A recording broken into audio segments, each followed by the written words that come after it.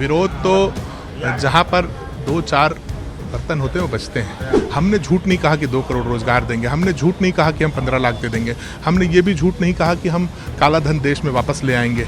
हम सच पर चुनाव लड़ते हैं। इस मुद्दे पर डॉक्टर चरणदास महंत जी बहुत ही वरिष्ठ नेता हैं, उन्होंने अपनी बात रख दी। उन्होंने कहा भी कि ये मुहावरा है और मुहावरे को मुहावरे की तरह लिया जाना चाहिए। पर रही तानाशाही की बात, तो मैं उस बात पे बिल्कुल अड़िग हूँ। और हाँ, देश में तानाशाही चल रही है। देखिए, 400 पार का दावा करने वाले ही, मैंने कहा ना, भारतीय जनता पार्टी झूठ के पुलिंदे पर आगे बढ़ती है। झूठ है 400 पार सबसे बड़ा। युवा है, रफ्तार है देवेंद्र यादव इस बार। लोकसभा चुनाव का सियासी संग्राम जारी है। पार्टियां हर एक सीट को जीतने के लिए मेहनत कर रही हैं।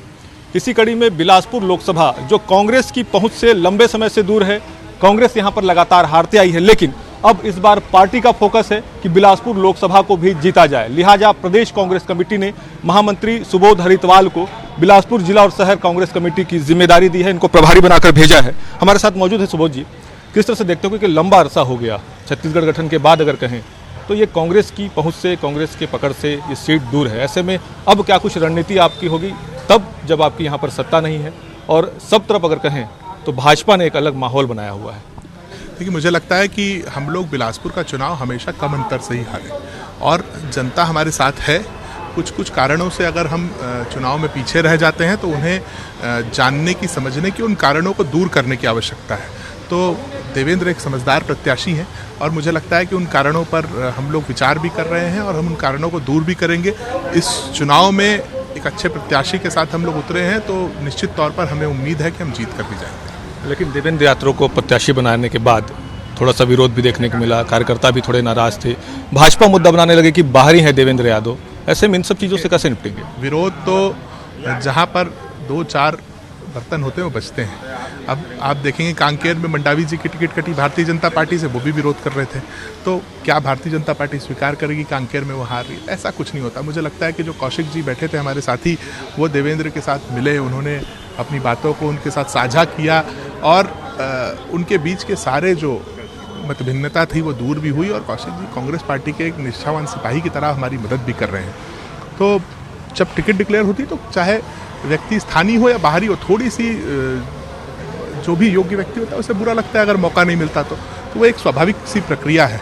और मुझे लगता है कि हम सब, जिस दिन से देवेंद्र यादव जी की टिकट डिक्लेयर हुई उस दिन से लेकर के आज तक सारे कांग्रेसी एकजुट होकर के सारे ब्लॉकों पे मैंने देखा कि प्रत्याशी का विजिट हो चुका है, सबसे मुलाकात हो चुकी है। पूरे उत्साह के साथ लोग हमारे प्रत्याशी से मिल रहे हैं, उसे स्वागत कर रहे हैं।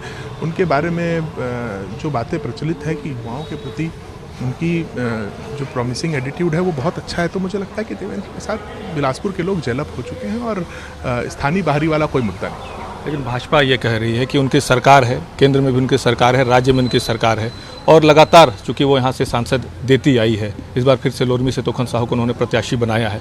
ऐसे में इस ओबीसी कार्ड का जवाब कैसे कांग्रेस देगी? किस रणनीति के तहत आप लोग अब चुनाव में आगे जा रहे हैं? देखिए, कांग्रेस पार्टी किसी जाति विशेष पर कभी चुनाव नहीं लड़ती। हम तो कहते हैं जात पर न पात पर, इंदिरा जी की बात पर मुहर लगेगी हाथ पर।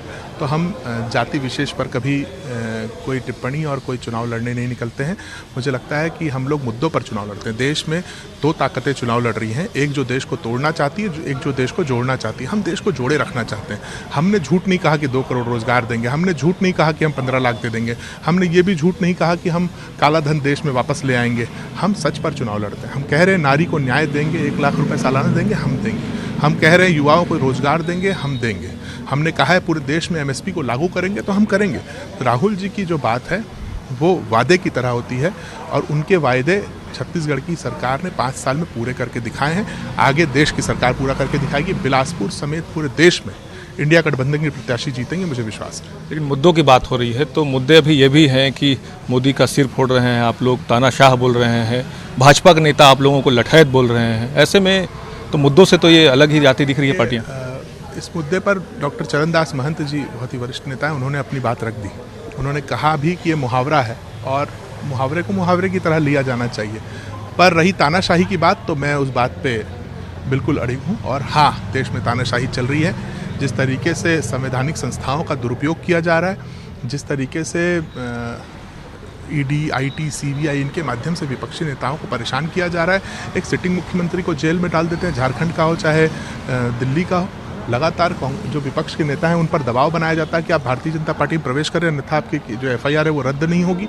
तो इस तरीके का जो व्यवहार है वो तानाशाही के श्रेणी में आता है। और हाँ, देश में तानाशाही चल रही है। जब तक नरेंद्र मोदी रहेंगे तब तक तानाशाही चलेगी। उन्हें हटाना ही एकमात्र विकल्प है इस तानाशाही को खत्म करने का। लेकिन हम फील्ड में देखते हैं तो भाजपा ज़्यादा आगे दिखती है, चाहे वो जनसंपर्क अभियान हो, सम्मेलन हो। कांग्रेस नहीं दिख रही है। क्या लगता है, कांग्रेस पीछे है या फिर कांग्रेस भीतर ही भीतर काम कर रही है? मुझे लगता है कि बिलासपुर लोकसभा में हम लोग, क्योंकि मैं यहाँ का प्रभारी हूँ, मैं यहाँ के लिए किसी भी जवाब को देने के लिए अधिकृत हूँ।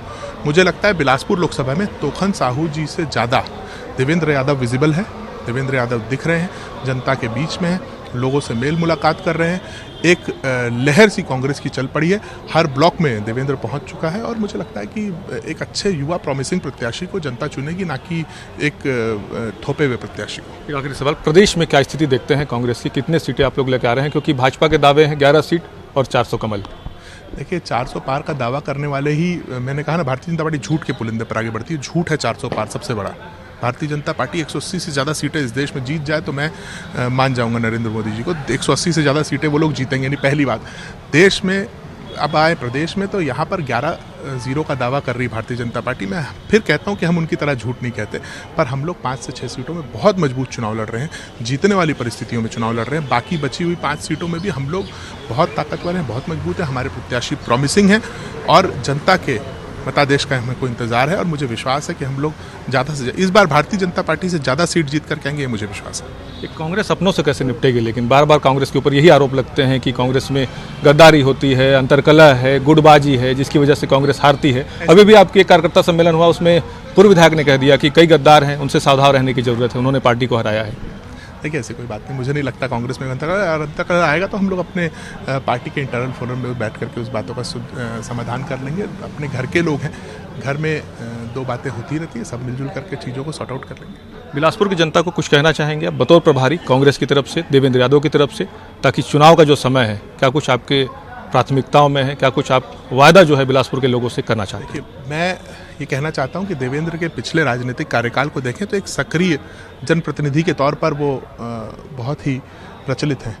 मैं चाहता हूं कि भारतीय जनता पार्टी के निष्क्रिय सांसद को इतने साल से आप लोग चुन रहे हैं, इस बार एक सक्रिय सांसद बिलासपुर में चुनिए, जो आपके बीच में रहे, आपकी बातों को सुने, आपकी समस्याओं का समाधान करे और लगातार आपके संपर्क में रहे। युवा है, रफ्तार है देवेंद्र यादव इस बार।